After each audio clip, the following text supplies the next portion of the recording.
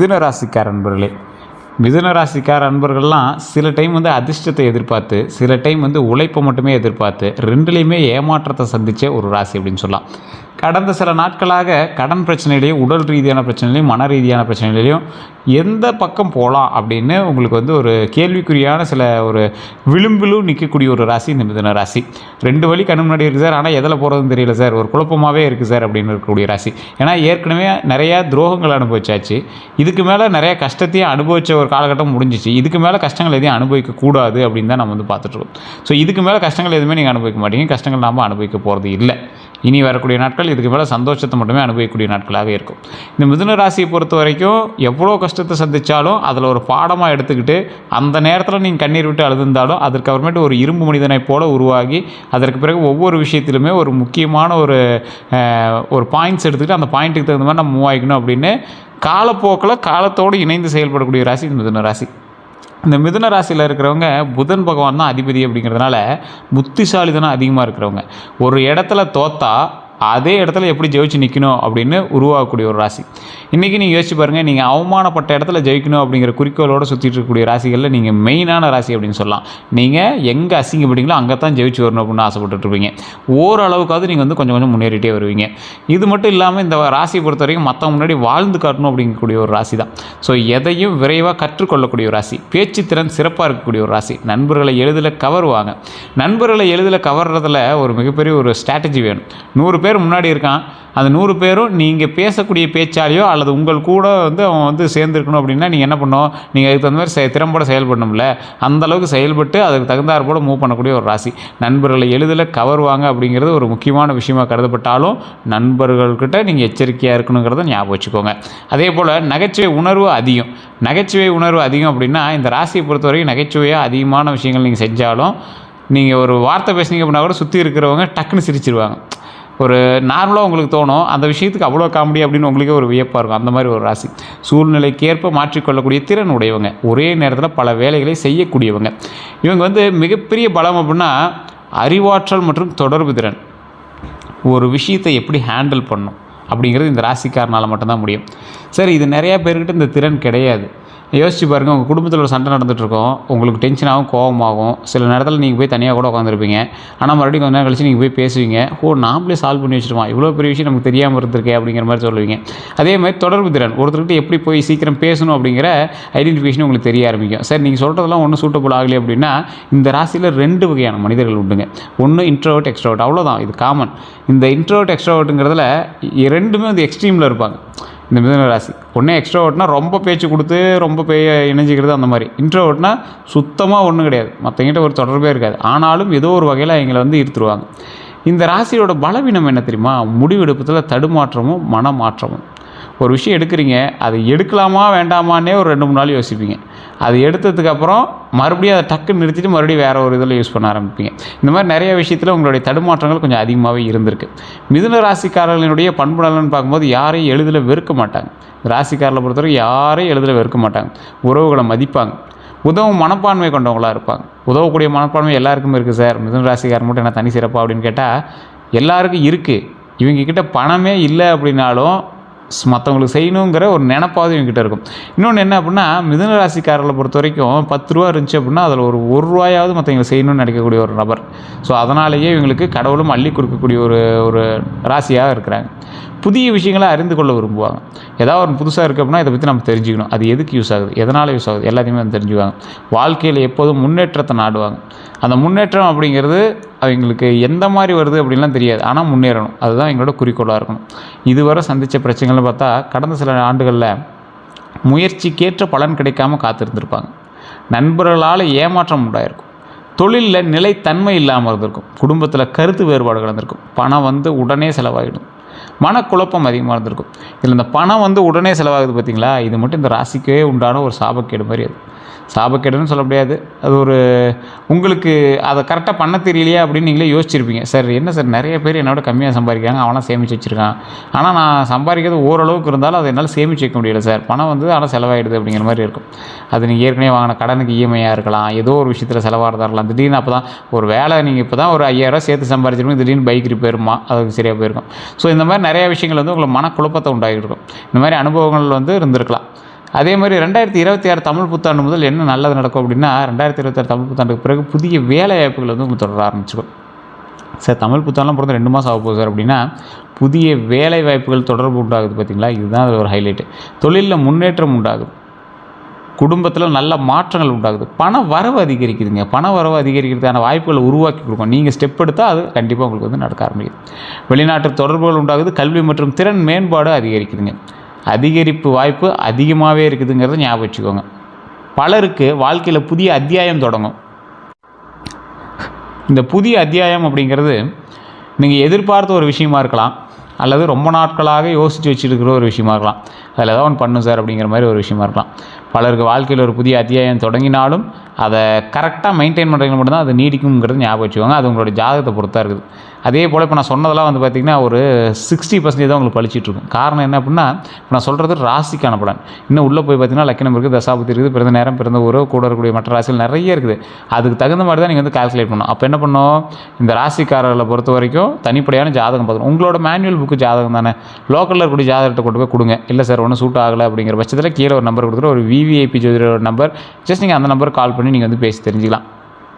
அதே போல் இன்னொரு விஷயம் என்ன அப்படின்னா, இந்த குரு பயிற்சி பலன் அப்படிங்கிறது மிதுன ராசிக்காரர்களுக்கு ஒரு நல்ல வாய்ப்புகளை தரக்கூடிய ஒரு விஷயமாக கருதப்படும். குரு பயிற்சியில் சில ராசிக்கு தானே சார் நல்லதுன்னாங்க, இவங்களுக்கு என்ன ராசி அப்படின்னா, எல்லா ராசிக்கும் எல்லா விதத்துலையும் நல்லா இருக்கா அப்படின்னு கேட்டால் 80%. இந்த ராசிக்கு ஒரு 30% நல்லது இருக்குது. அது எதை பொறுத்து இருக்குது அதையும் நான் சொல்கிறேன், கேட்டுக்கோங்க. குருவினோட அருளால் புதிய வருமான வாய்ப்புகள் உண்டாகுது. அந்த வருமான வாய்ப்பு நீங்கள் தொடங்கிறதுக்கான காலகட்டம் இந்த காலகட்டமாக அமையும். அதில் நீங்கள் லாபம் எடுக்கிறீங்க அப்படின்னா சொல்ல, தொடங்கிறதுக்கான காலகட்டம் இந்த காலகட்டம். திருமண தடை நீக்கம், திருமணத்தில் தடை இருந்தது அப்படின்னா அது நீக்கிறதுக்கான ஒரு அற்புதமான காலகட்டம். குழந்தை பாக்கியம் உண்டாகிறதுக்கு ஒரு சூப்பரான காலகட்டம். தொழில் வளர்ச்சி உண்டாகுதுங்க. தொழில் வளர்ச்சி பொறுத்த வரைக்கும் நல்ல ஒரு முன்னேற்றம் உண்டாகக்கூடிய ஒரு காலகட்டமாக இருக்குது. தொழில் நல்ல வளர்ச்சி உண்டாகக்கூடிய காலகட்டமாக இருக்குது. சமூக மரியாதை உண்டாகக்கூடிய ஒரு காலகட்டமாக இருக்குது. ஆன்மீகத்தில் முன்னேற்றம். நீங்கள் கோவில், இந்த மாதிரி கோவில் சம்மந்தப்பட்ட விஷயங்கள், ஆன்மீக தொழில் ஏதாவது போட்டுருக்கீங்க, ஆன்மீக பொருள் ஏதாவது பண்ணிட்டுருக்கீங்க அப்படின்னா இந்த காலகட்டத்தில் ஒரு நல்ல முன்னேற்றம் உண்டுங்க. இந்த ராசிக்காரில் பொறுத்த வரைக்கும் குரு பயிற்சியில் செய்ய வேண்டியவைன்னு பார்த்தா வியாழக்கிழமையில் குரு வழிபாடு. குரு வழிபாடு பண்ணிங்க அப்படின்னா ரொம்ப நல்லது. எல்லா ராசிக்காரருமே சொல்ல, வியாழக்கிழமை குரு வழிபாடு எல்லா ராசிக்குமே ரொம்ப நல்லது. மஞ்சள் ஆடை தானம், மஞ்சள் கலரில் ஏதாவது ஒரு உடை வாங்கி யாருக்காவது இல்லாதவங்களுக்கு கொடுத்தீங்க ரொம்ப நல்லது. ஏழை மாணவர்கள் கல்வி உதவி பண்ணுங்கள். சார் ஃபீஸ் கட்டுறதுக்கு கொடுக்குறதா, இல்லை சார் உங்களால் முடிஞ்ச ஒரு புத்தகம், பேனா வாங்கி கொடுங்க, பென்சில் வாங்கி கொடுங்க, ரொம்ப நல்லது. ஒரு காயத்ரி ஜபம், குரு காயத்ரி ஜபம் பண்ணிங்க அப்படின்னா நல்லது. குரு காயத்ரி ஜபம் பண்ணும்போது உங்களுடைய வெற்றிக்கான ஒரு வழி பிறக்குது அப்படிங்கிறது உண்மை. அதே போல் தட்சிணாமூர்த்தி வழிபாடு, தடைகளை நிவர்த்தி செய்வதற்கு தட்சிணாமூர்த்தியை போல ஒரு தெய்வத்தை நீங்கள் வேறு எங்கேயும் கண்டதுண்டோ அப்படிங்கிற மாதிரி இருக்கும். தடைகள் எதுவாக இருந்தாலும் அதை வந்து நிவர்த்தி பண்ணி கொடுத்துருப்பார். தட்சிணாமூர்த்தி கோயிலை சுற்றி வரும்போது இருக்கக்கூடிய பரிவார தெய்வங்களை நீங்கள் தட்சிணாமூர்த்தியை பார்க்கலாம். தட்சிணாமூர்த்தி அப்படிங்கிறது தடைகளை நிவர்த்தி செய்யக்கூடிய கடவுள். நீங்கள் சுற்றி வரும்போது முதல் கடவுளாக இருப்பார் விநாயகருக்கு அப்புறம் தட்சிணாமூர்த்தி இருப்பார். தட்சிணாமூர்த்தி வழிபடும் போது உங்களுடைய தடங்கள் எல்லாமே நிவர்த்தியாகி வெற்றிக்கான வழியை பிறப்பதற்காக அரசர்களால் அன்றே அங்கே அமர வைக்கப்பட்டு அந்த கோவில் நீங்கள் சுற்றி வரீங்க பார்த்தீங்களா, ஆகம விதிப்படி சுற்றி வரீங்க பார்த்தீங்களா, அந்த ஆகம விதிப்படி தட்சிணாமூர்த்தி அங்கே வந்து வழிபடுறதுக்கான ஒரு விஷயத்தை வந்து நிலைப்பாடாக நிறுத்தியிருப்பாங்க, நிலைப்பாடாக உருவாக்கியிருப்பாங்க. ஸோ எப்போ போனீங்க அப்படின்னாலும் கோயிலை சுற்றி வாங்க, கோயிலை சுற்றி வரும்போது தட்சிணாமூர்த்தி வழிபாடு பண்ணுங்கள். தட்சிணாமூர்த்தி வழிபாடு பண்ணிங்க அப்படின்னா வாழ்க்கையில் இருந்த தடைகள் நீங்கள் வெற்றி உண்டாக்கும். அதே போல் இந்த டைம் நீங்கள் செய்யக்கூடாதுன்னு பார்த்தீங்கன்னா தேவையற்ற வாக்குவாதத்தை யார்கிட்டையுமே வச்சுக்காதீங்க. ரோட்டில் போயிருக்கீங்க, ஒரு வண்டிக்கார வரான், அவன் மேலே தான் தப்பு இருக்குது, நீங்கள் சும்மா அவன் உரசவனில் ஒன்றும் இல்லை, அவனை நீங்கள் திட்டுறீங்க, அது தேவையில்லாத வாக்குவாதத்துக்கு போகுது, அது உங்களுக்கு தேவையில்லாத இஷ்யூ ஆகும். அதை தயவு செய்து பண்ணாதீங்க. நண்பர்கள்ட்ட கூட வாக்குவாதத்தை கொஞ்சம் தவிர்த்துக்கோங்க. பொய் வாக்குறுதியை தயவு செய்து கொடுக்காதீங்க. பண்ணிக்கலாம், அப்புறம் பார்த்துக்கலாம், பேசிக்கலாங்கிற மாதிரி எதுவும் கொடுக்காதீங்க. பண விஷயங்களை அலட்சியம் வேண்டாம். நண்பர்களை கண்மூடித்தனமாக நம்புறதில் கொஞ்சம் அவாய்ட் பண்ணுங்கள். அவசர முடிவுகளை தயவு செய்து எடுக்காதீங்க. அவசர முடிவு எடுத்தீங்க அப்படின்னா மாட்டுவீங்க. அதே மாதிரி திருமண பலன்கள் அப்படின்னு பார்த்தீங்கன்னா, திருமண வயதில் உள்ளவங்களுக்கு நல்ல வரன் அமையும், நீண்ட கால தடை நீங்கும், குடும்ப சம்பந்தம் கிடைக்குங்க. ஸோ அந்த விஷயத்தில் நீங்கள் கொஞ்சம் எச்சரிக்கையாக இருந்தீங்க அப்படின்னா திருமண விஷயத்தில் எந்த ஒரு ப்ராப்ளமும் வராமல் பார்த்துக்கும். திருமண வயதில் உள்ளவங்களுக்கு இது ஒரு நல்ல வரனாக அமையும். நீண்ட கால தடையும் நீங்கள் குடும்ப சம்மந்தமும் கிடைக்குங்க. திருமணம் மாணவர்களுக்குன்னு பார்த்தீங்கன்னா கணவன் மனைவி உறவு மேம்படும், குடும்ப அமைதி அதிகரிக்குங்க. இந்த ராசியை பொறுத்த வரைக்கும் குடும்ப அமைதி அதிகரிக்கக்கூடிய ஒரு காலகட்டமாக இருக்கும். குழந்தை பாக்கியம்னா குழந்தை பாக்கியத்திற்காக காத்திருக்கிறவங்களுக்கு நல்ல காலம். குழந்தைகளோட கல்வியில் முன்னேற்றம் உண்டாகுதுங்க. குடும்ப மகிழ்ச்சி அதிகரிப்பு உண்டாகுதுங்க. வண்டி வாகன யோகம் உண்டுங்க. அதே போல் இந்த ராசிக்காரர்களுக்கு வண்டி வாகன யோகத்தில் எப்படி நீங்கள் பண்ணீங்க அப்படின்னாலும் புதிய இருசக்கர வாகனம் வாங்கலாம், கார் வாங்கக்கூடிய வாய்ப்பு உண்டு, வாகன மாற்றம் உண்டு, தொழிலுக்கான வாகனம் வாங்கிறதுக்கான வாய்ப்புகள் உண்டு. இந்த மாதிரி யோகங்கள் சிலருக்கு அமையலாம். இருந்தாலும் தசாபுத்தி தான் உங்களது முக்கியமான விஷயத்தை சொல்லும். ஸோ இதை மைண்டில் மட்டும் நல்லா ஞாபகம் வச்சுக்கோங்க. இந்த ராசிக்காரர்களுக்கு திருமணம் ஆனவங்களுக்கு இதில் இந்த திருமண பலன்கள் அப்படின்னு பார்க்கும்போது இந்த ராசிக்காரர்களுக்கு இயல்பாகவே ஒரு விஷயம் இருக்குது. இந்த மிதுன ராசியை பொறுத்த வரைக்கும் திருமணம் ஆனவர்களுக்கும் கொஞ்சம் ஒரு சலசலப்புகள் உண்டாகும். திருமணம் ஆகாதவர்களுக்கு சின்ன சின்ன சலசலப்புகள் ஏற்படுத்தும் திருமணமே நடக்கும். இது உண்டா இல்லையா நீங்கள் மறக்காம கமெண்ட் பண்ணுங்கள். நல்ல வரன் அமையறதுக்கான வாய்ப்பு இந்த டைமில் இருக்குது. நீண்ட கால தடை நீங்கும், குடும்ப சம்பந்தம் வந்து கிடைக்கும் அப்படிங்கிறது ஓகேங்க. இதில் திருமணம் ஆனவங்களுக்கு தான் கணவன் மனைவி உறவு மேம்படும். இருந்தாலும் பிரச்சனைகள் வந்தால் தயவுசெய்து அமைதியாக இருங்க. குடும்ப அமைதி அதிகரிக்கக்கூடிய ஒரு காலகட்டம். அந்த விஷயத்துலையும் கொஞ்சம் எச்சரிக்கையாக இருங்க. அதே போல் குழந்தை பாக்கியம் அப்படிங்கும்போது குழந்தை பாக்கியத்திற்காக காத்திருக்கக்கூடிய நல்ல காலம் இந்த காலம். இந்த காலத்தில் குழந்தை பாக்கியம் உண்டாகிறது ஒரு அற்புதமான காலமாகவும் அமையுது. குழந்தைகளோட கல்வியில் முன்னேற்றம் உண்டு, குடும்ப மகிழ்ச்சி அதிகரிப்புங்கிறது ஓகே. இந்த டைம் நீங்கள் கண்டிப்பாக பழனி கோயிலுக்கு போய்ட்டு வாங்க. அதே மாதிரி மேல்மலையனூர் கோயில் போய்ட்டு வாங்க. மேல்மலையனூர் கோயிலுக்கு போகிறதுக்கு முன்னாடி திருவண்ணாமலை வழிபட்டுட்டு மேல்மலையனூர் போவீங்க. அது பக்கத்தில் தானே போய் வழிபட்டு வாங்க. பழனிக்கு போகும்போது கீழே திரு ஆவினங்குடிங்கிற கோயிலில் வழிபட்டு அந்த கோயிலில் போய் மேலே பாலதண்டாயுதம் பண்ணி வழிபட்டு வந்தீங்கன்னா ரொம்ப நல்லது. அதே போல் வண்டி வாகன யோகம் உண்டாகுதுங்க. 2027 புதிய இருசக்கர வாகனங்கள் நீங்கள் வாங்கலாம், கார் வாங்கலாம். வாகனம் மற்றும் தொழிலுக்கான வாகனம் வாங்குறது முன்னாடி சொல்லியாச்சு. இதில் ஒரே ஒரு எச்சரிக்கையை மட்டும் நீங்கள் பார்த்துக்கோங்க. வண்டி வாகனம் வாங்கினீங்க அப்படின்னா உங்கள் பேரில் வாங்கினாலும் யார் பேரில் வாங்கினீங்கன்னு செக் பண்ணிக்கோங்க. டாக்குமெண்ட் ரீதியான விஷயங்களை செக் பண்ணிக்கோங்க. வண்டி வாகனத்தில் ரொம்ப எச்சரிக்கையாக இருங்க. அதிக வேகம் கூடாது. அதே மாதிரி அரசு விதிகளை மீறி எந்த ஒரு விஷயம் பண்ணக்கூடாது. சொத்து மற்றும் வீடு விஷயங்கள்னு பார்த்தீங்கன்னா வீடு வாங்கக்கூடிய யோகம் உண்டாகுது. நிலம் சம்மந்தமான நல்ல செய்தி உண்டாகுது. பழைய சொத்து பிரச்சனைகள் தீர்வு உண்டாகுதுங்க. அதே போல் இந்த விஷயத்துக்கு எல்லாமே தீர்வுகள் கிடைக்குது அப்படின்னாலும் கொஞ்சம் யோசித்து பண்ணுறது ரொம்ப நல்லது. தொழில் மற்றும் வியாபாரத்தில் வேலை செய்கிறவங்களுக்கு பதவி உயர்வு உண்டாகுது, சம்பள உயர்வு உண்டாகுது, புதிய வேலை வாய்ப்பு உண்டாகுதுங்க. அதே போல் வியாபாரிகளுக்கு புதிய வாடிக்கையாளர்கள் புதுசாக வராங்க. அந்த வாடிக்கையாளர் மூலமாக லாபம் அதிகரிக்கிறது ஒரு அற்புதமான காலகட்டம் தான். லாபம் அதிகரித்தாலும் விரிவாக்கம் உண்டாகிறதுக்கான ஒரு அற்புதமான காலகட்டம். இருந்தாலும் கொஞ்சம் பொறுமையாக நிதானமாக பண்ணிங்க அப்படின்னா வெற்றி நிச்சயம் அப்படிங்கிறது ஞாபகமாக வச்சுக்கோங்க. இந்த ராசிக்காரங்களுக்கு இதுதான் மெயின். அடுத்த 12 நாள் தயவு செய்து சொல்கிற இந்த அடுத்த 12 நாளில் வண்டி வாகனத்தில் ரொம்ப எச்சரிக்கையாக இருங்க. உடல் ஆரோக்கியத்தில் ரொம்ப கவனமாக இருங்க. அதே போல் சில நல்ல விஷயமும் இருக்குது. எதிர்பாராத நல்ல செய்தியும் உங்களுக்கு கிடைக்கும். பண வரவு உண்டாகுது. பண வரவு எதன் மூலமாக உண்டாகுது தெரியாது. நல்ல பண வரவு உண்டாகுது. ரொம்ப நாளாக நிலுவையில் இருந்த பணம் எல்லாமே வருது. குடும்ப சந்திப்பு உண்டாகுது. நண்பர்களோட உதவி உண்டாகுது. பயணம் உண்டாகுது. வேலை தொடர்பான முன்னேற்றம் உண்டாகுது. மன நிறைவு உண்டாகுது. தடைப்பட்ட காரியங்கள் நிறைவேறுதுங்க. நடக்கக்கூடிய விஷயங்கள் இத்தனை நல்ல விஷயங்கள் நடக்கிறது. அதே போல் யார்கிட்ட எச்சரிக்கையாக இருக்கணும் அப்படின்னா பொறாமை கொண்ட நண்பர்கள்ட்ட எச்சரிக்கையாக இருங்க. உங்கள் வெற்றியை விரும்பாதவங்ககிட்ட எச்சரிக்கையாக இருங்க. கடன் கேட்குறவன்ட்டு எச்சரிக்கையாக இருங்க. இந்த ராசியில் ஒரு மெயினான ஒன்று தான். கடன் கேட்குறவன்ட்டு கொஞ்சம் எச்சரிக்கையாக இருந்தீங்க அப்படின்னாவே தப்பிச்சுவீங்க. வதந்தி பரப்பவர்கிட்ட ரொம்ப எச்சரிக்கையாக இருங்க. ரகசியங்களை அறிய முயல்பவர்கிட்ட ரொம்ப எச்சரிக்கையாக இருங்க. உங்ககிட்ட உட்காருவான், நல்லவன் மாதிரியே பேசுவான், உங்கள் ரகசியத்தை எல்லாத்தையும் கேட்பான். நீங்களும் உங்கள் பெருமையை சொல்கிறத மாதிரி நீங்கள் பேசுகிறீங்க. மாதம் அவ்வளோ வருது இவ்வளோ வருதுன்னு சொன்னீங்கன்னா மாட்டிக்குவீங்க. ஸோ அந்த விஷயத்தில் ரொம்ப எச்சரிக்கையாக இருங்க. கண் திருஷ்டி விஷயம். மிதுன ராசிக்காரர்களுக்கு பேச்சுத்திறன் மீது திருஷ்டி உண்டு. நீங்கள் பேசுகிறதுனாலே திருஷ்டி உண்டாகுது. தொழிலில் வளர்ச்சி மீது திருஷ்டி உண்டு. குழந்தைகள் மீது திருஷ்டி உண்டு. வாகனம் மீது திருஷ்டி உண்டு. அந்த விஷயத்தில் ரொம்ப எச்சரிக்கையாக இருந்தீங்க அப்படின்னா நன்மை உண்டு. இந்த விஷயங்கள் இருக்கிறதுனால நிறைய பேர் உங்களுடைய வளர்ச்சி தடைப்படுது அப்படின்னு நினச்சிட்ருக்கீங்க. தயவுசெய்து குலதெய்வ வழிபாடு பண்ணுறதுனால அது நீங்குது. குலதெய்வ வழிபாடு பண்ணி இந்த 4 கோயிலுக்கு நீங்கள் போயிட்டு இருந்தீங்க அப்படின்னா ரொம்ப நல்லது. திருஷ்டி நீங்கள் வணங்க வேண்டிய ஒரு முக்கியமான தெய்வம் என்ன அப்படின்னா தூரத்தெல்லாம் போய் வழிபட வேண்டாம். பக்கத்தில் இருக்கக்கூடிய ஆஞ்சநேயர் கோயில், துர்க்கை அம்மன் கோயில். எந்த கோயிலுக்கு போனீங்க அப்படின்னாலும் கருவறை சுற்றி வரும்போது துர்க்கை அம்மன் ஓரத்தில் இருப்பாங்க. அதேமாதிரி காளியம்மன் கோயில், முருகப்பெருமான் கோயில். செவ்வாய் மற்றும் சனிக்கிழமைகளில் வழிபாடு பண்ணிங்க அப்படின்னா ரொம்ப நல்லதுங்க. வணங்க வேண்டிய தெய்வங்கள் அப்படின்னா மிதுன ராசிக்காரர்களுக்கு புதன் பகவான் ஃபஸ்ட்டு, விநாயகர் அடுத்தது, தட்சிணாமூர்த்தி முருகப்பெருமான். முருகனும் பெருமாள் வழிபாடும் பண்ணிங்க அப்படின்னா ரொம்ப நல்லதுங்க. இந்த தெய்வங்கள்லாம் வணங்கும் போது உங்களுக்கு தோல்வியிலிருந்து வெற்றிக்கான படிக்கட்டை உருவாக்கி கொடுக்குது. இதுதான் அதில் ஒரு ஹைலைட்டு. நிறையா பேர் கடவுளை எதுக்கு வணங்குன்னு தெரியாமல் வணங்குறான். போகும்போது வண்டியில் ரன்னிங்கில் போகும்போது அப்படின்ட்டாலும் சரியாக போகாது. அது கடவுளை வணங்குறோம், கடவுள் நமக்கு சரியாக பண்ணுது, அது எல்லாமே ஓகே தான். கடவுள் நம்மளுக்கு அருள் நமக்கு கொடுக்குது, எல்லாமே ஓகே தான். இந்த கடவுளை இந்த நேரத்தில் வணங்கினால் இந்த விஷயங்கள் சரியாகுது அப்படின்னா இந்த மாதிரி சில விஷயங்கள் தான். புதன் பகவானை வணங்கும் போது உங்களுக்கான பலத்தை கொடுக்குது. ஏன்னா உங்களோட அதிபதி புதன். விநாயகர் வணங்கும் போது உங்களோட பிரச்சனைகள் சால்வ் ஆகுது. எந்த தசாபத்திகள் ஏற்பட்டாலும் அதிலிருந்து விளக்கங்களை உங்களுக்கு சரி பண்ணி கொடுக்குது. தட்சிணாமூர்த்தி வழிபடும் போது தடைகள் நீக்குது. முருகபெருமான் வழிபடும் குடும்பத்தையும் உங்களுடைய மூளையும் சரி பண்ணி கொடுக்குது. பெருமாள் வழிபடும் போது சொத்து சேர்க்கையும் பண விஷயங்களையும் சரி பண்ணி கொடுக்குது. இதுதான் உங்களுக்கு எந்த தெய்வங்களை எதுக்கு வழிபடுங்கிறது இந்த காலகட்டத்தில் உங்களுக்கு எது தேவையோ அதை நீங்கள் வழிபட்டிங்கன்னா உங்களுக்கான பாயிண்ட்ஸ் கிடைக்குது. அவ்வளோதான். எந்த நிற ஆடை நல்லது. இப்போ நான் சொன்னது இன்னொரு பாயிண்ட் நான் சொல்கிற மறந்துட்டேன்.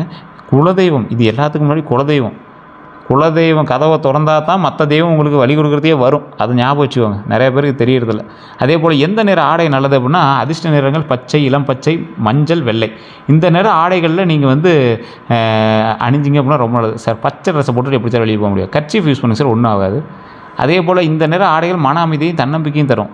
போட்டோன்னே சக்ஸஸ் ஆயிருமா, இன்றைக்கி ஒரு மிகப்பெரிய ஒரு பஞ்சாயத்துக்கு போகிற சார், இது போட்டோன்னே பஞ்சாயத்து கிளியராகி காசு கொடுத்துருவானா, அது தன்னம்பிக்கையும் அமைதியும் தரத்துக்கு இந்த நிறங்கள் உதவும். மற்றபடி தசாபதி உங்களோட ஜாதகம் தான் பேசும். அதை பற்றி ஞாபகம் வச்சுக்கோங்க. எந்த ஆடையை தானம் கொடுக்கணும் அப்படின்னா, பச்சை நிற ஆடை நீங்கள் தானம் கொடுத்தாலும் நல்லது. மாணவர்களுக்கு சீருடை வாங்கி கொடுங்க, ரொம்ப நல்லது.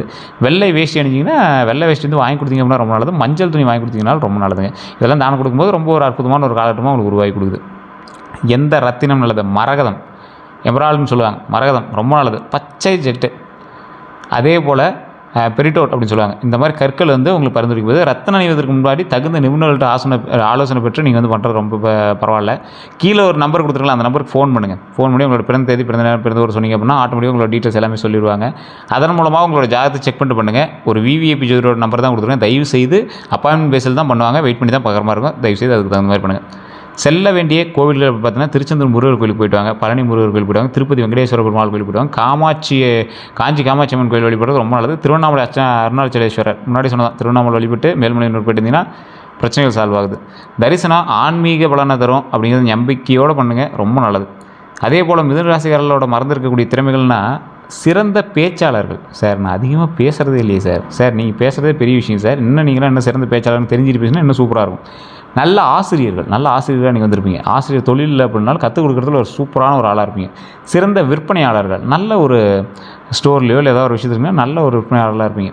எழுத்தாளர்களாக இருப்பீங்க. ஊடகத்துறையில் சாதிக்கக்கூடிய நபர்களாக இருப்பீங்க.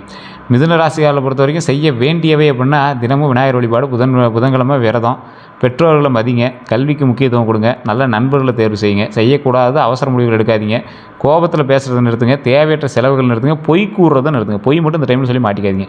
மற்றவர்களோட விஷயத்தில் அதிக தலையிடாதீங்க. சுவாரஸ்யமான சில விஷயங்கள் சொல்லணும் அப்படின்னா, அதிர்ஷ்ட எண்கள் 5, 14, 23 இந்த நாட்களும் நல்லது. அதே போல் இந்த நம்பரும் உங்களுக்கு நல்லது தான். அதிர்ஷ்ட நாட்கள்னால் புதன்கிழமை, வெள்ளிக்கிழமை ரொம்ப நல்லது. அதிர்ஷ்ட திசை வடக்கு. அதிர்ஷ்ட மலர்கள் முல்லை, மல்லிகை, வெள்ளை தாமரை. அதிர்ஷ்ட மரம்னா வில்வம், வேம்பு. 2026 மிதுனராசிக்காரங்க வந்து இந்த விஷயத்தை செஞ்சீங்க அப்படின்னா ரொம்ப நல்லது. அப்படின்னா இந்த விஷயம்லாம் உங்களுக்கு நடக்கும் அப்படிங்கிற விஷயத்தையும் நான் சொல்லிடுறேன். தொழிலில் முன்னேற்றம் கண்டிப்பாக உண்டு. புதிய வாய்ப்புகள் உண்டு. திருமண யோகம் உண்டு. குழந்தை பாக்கியம் உண்டு. வாகன யோகம் உண்டு. பணவரவு உயர்வு உண்டு. ஆன்மீக வளர்ச்சி உண்டு. இந்த மாதிரி நல்ல மாற்றங்கள் தரக்கூடிய ஆண்டாக இந்த ஆண்டு அமைது. உங்கள் அறிவையும் பேச்சு திறனையும் சரியாக திசையில் பயன்படுத்தினா 2026 பல புதிய கதவுகள் திறக்கப்படும் அப்படின்னு ஞாபகம் வச்சுக்கோங்க. மற்றபடி எல்லாமே சக்ஸஸ் தான். உங்களுக்கு இப்போ நான் சொன்னது ஓகேவாக இருந்தால் கமெண்ட் செக்ஷனில் நான் சொன்னது கரெக்டாக இல்லையான்னு டைப் பண்ணுங்கள். அதே போல் இது நம்ம சேனல் ஃபாலோ பண்ணாமல் தான் ஃபாலோ பண்ணிக்கோங்க. சேனல் சப்ஸ்கிரைப் பண்ணாமல் சப்ஸ்கிரைப் பண்ணி அதில் பெல் பட்டன் ப்ரெஸ் பண்ணி ஆல் அப்படின்னு கிளிக் பண்ணி